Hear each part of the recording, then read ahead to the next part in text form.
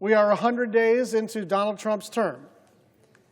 And it is time that we ask the most important question, the most obvious question, but it's a question actually that has not been asked enough.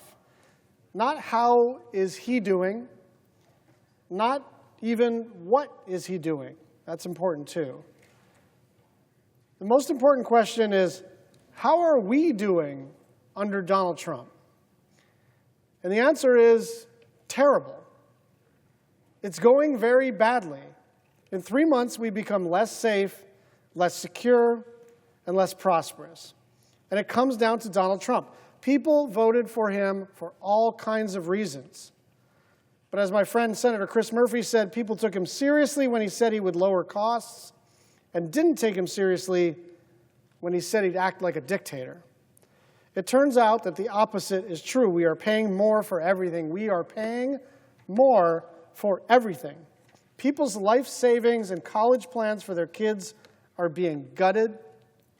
Tens of thousands of jobs are getting cut, and investors are looking for more stable places to invest their money.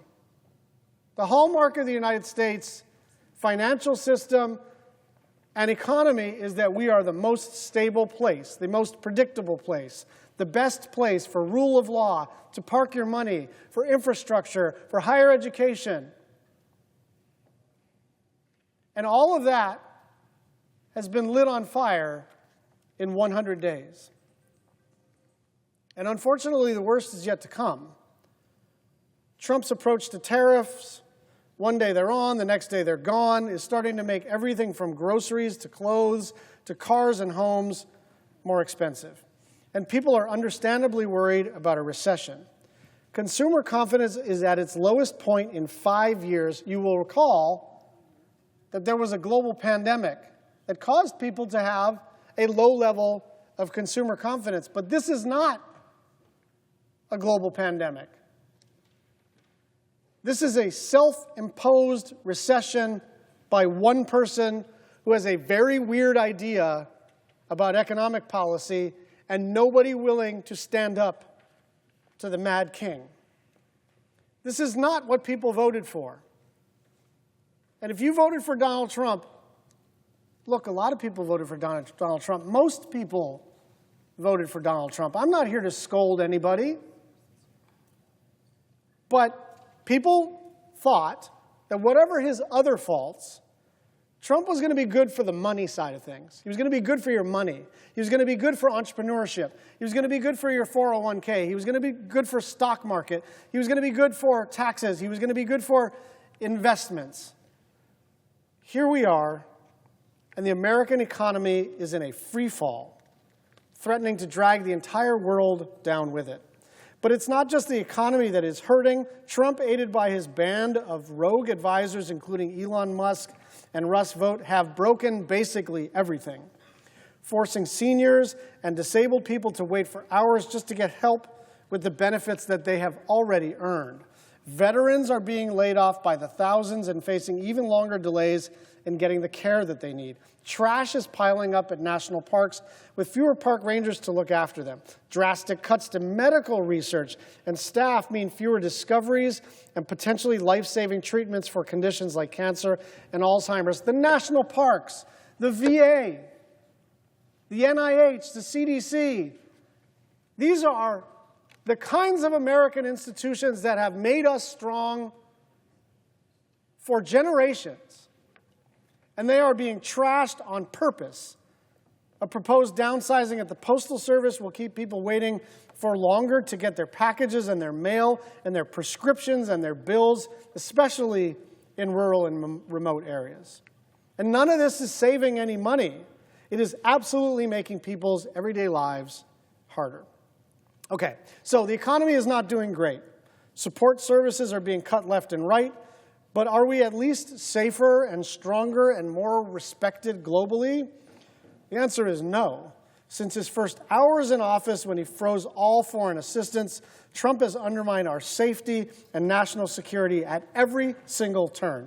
He's picked fights with neighbors and allies, weakening long-standing partnerships, and forcing the rest of the world to work against us rather than with us. I was in Europe a couple of months ago, and it was kind of jarring.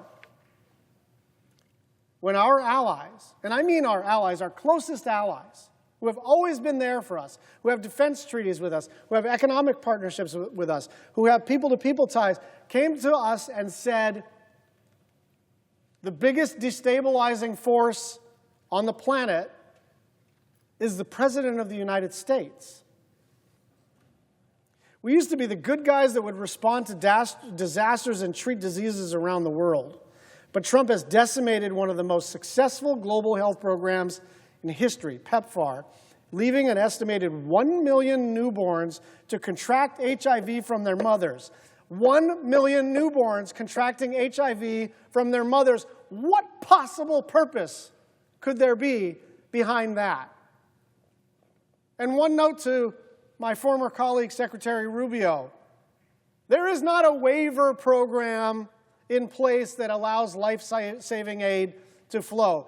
These organizations that provide aid are absolutely shutting down. I was just talking to a colleague who was in Africa over the recess period, and he said kids are on half rations. Kids are half the size they're supposed to be because of what America is doing. Because of what America is doing. An earthquake hit Myanmar, and the United States sent 3 aid workers to assist with the disaster response, who were then fired while they were on the ground. We got 3 people there to help people in Myanmar when there's a catastrophic earthquake. The United States logo is on their armband, and they are fired and told to come home. And guess what happened next? China sent 600 workers and has committed to delivering close to $14 million in supplies. Now, I think that's catastrophic for humanitarian reasons. I think that's catastrophic for moral reasons. I think it's bad that the United States is causing death on purpose. But even if you don't care about that, we can at least see the geopolitical downside to vacating the scene when another country is in trouble and letting China go into the breach. I have a friend of a friend who just texted me. They were doing good work in Fiji, and they were sent home. China came in within 2 weeks and is performing the same work. I cannot imagine anybody making the argument that that is good for the United States. You do not counter China's growing regional influence or outcompete its economy by walking away from the world and insulting all of your friends. You don't bring peace to Gaza and Ukraine by making false promises and empty threats, nor do you win the future on issues like AI and clean energy by pretending that America, for as strong and powerful as we are, and we are strong and powerful, that we can solve any of these global challenges alone. A lot of Trump's failures, whether in domestic or foreign policy, boils down to the simple fact that he and his people honestly don't know what they're doing. There is no grand strategy that we are all somehow missing. There is no brilliant new way of looking at things. They're just kind of messing around in the most powerful positions on the planet. The Signal group chat, the forged Doge savings receipts, the frantic firing and then rehiring of nuclear weapons workers and disease detectives, the people currently in charge of the most powerful nation in human history, moving trillions of dollars around, are just winging it. And their response to the frequent mistakes, no matter how serious or costly, is, oops, or sometimes they pretend it was their plan all along. Trump's ineptitude is matched only by his corruption. Just days before his inauguration, he launched his own meme coin, which he encouraged supporters to buy. This is, for those of you who are not super up on all the crypto stuff, this is the equivalent of basically saying, like, I got a Swiss bank account in case anybody wants to deposit money into the President of the United States' pocket. That's what this meme coin does. And after he made close to $100 million from it, the coin quickly lost most of its value.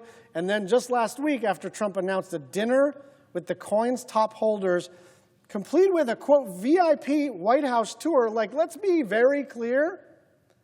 There are some things you absolutely can't do. One of them is monetize the presidency. The other thing is to use the government building, to use the White House as an inducement to pay the United States president is out of this world corrupt. It is the kind of thing that if you're on the Foreign Relations Committee or the Defense Committee or whatever it is, and you're traveling abroad, you'll have in your talking points to scold some counterpart of yours about corruption. This is the kind of thing that up until about 100 days ago, we went around the world trying to prevent. But now our leader is doing it. While regular people are losing money every day because of Trump, he and his family continue to get richer. And worse, if Trump has his way with the tax bill, billionaires will get the biggest tax breaks in history, while children, seniors, and families find it even harder to make ends meet because they can no longer get healthy meals or because they've been kicked off of Medicaid. One final point.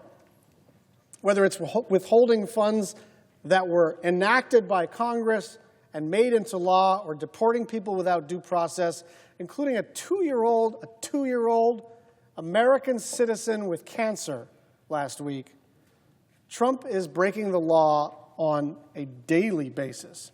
Everyone is afforded due process in our system, and with good reason, because the moment some people are not provided due process, there is no telling who's entitled to it and who's not, and crucially, who decides who gets due process. And it sure shouldn't be any individual elected official to determine whether you get due process. This has been the worst start to a presidency in the history of the United States. People had their own reasons for voting for Trump last fall. I've got friends who voted for Trump. I understand. For some it was COVID. For some it was Gaza. For some it was the price of everything. For some it was Biden being too old. A lot of people had a lot of reasons. And I'm not here to judge. A good buddy of mine, former governor from Hawaii, used to say, you know, people vote for you for their reasons, not yours. So I'm not here to try to be vindicated.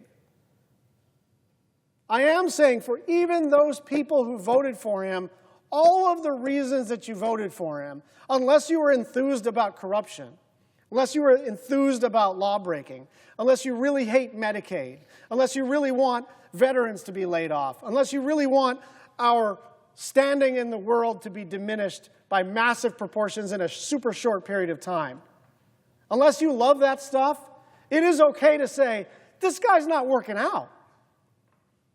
He doesn't own your vote. He doesn't own your support. You cast a ballot. He becomes the President of the United States, and it went very badly. This is the worst 100 days of a presidency in American history. I yield the floor.